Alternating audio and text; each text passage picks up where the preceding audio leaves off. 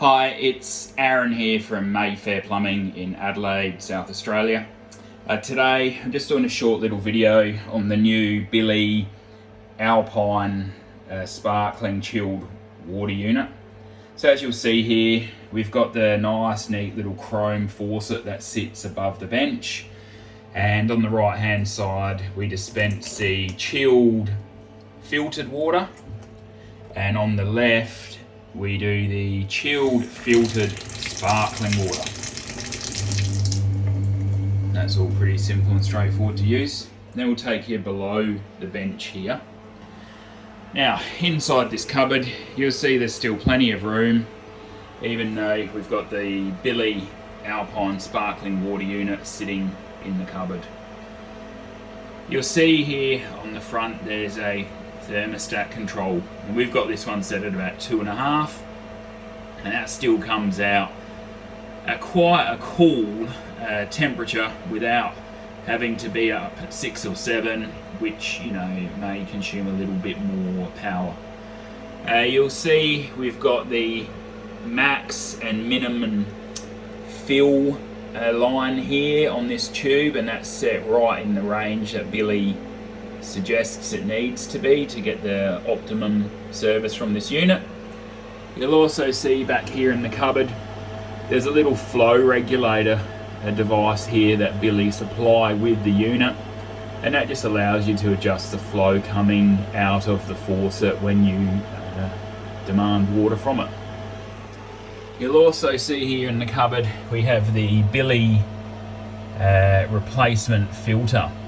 So this one's a 5 micron, and it does sediment, chlorine, taste and odour at about 3.8 litres a minute with a maximum pressure of 860 kPa. But this property we've already tested has a boundary valve installed which limits the property's pressure to 500 kPa.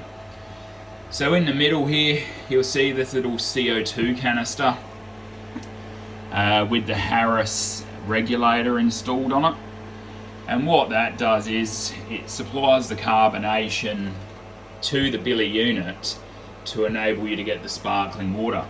So that's also adjustable, and you'll see this one here we've got it set at 4 bar, which is probably the higher of the settings. This customer likes the water particularly sparkly, but you can also decrease that right back down so there's not so many bubbles coming out. So as you can see, it's a fairly neat setup, and it's not as invasive as people might think. There are a couple of things to note.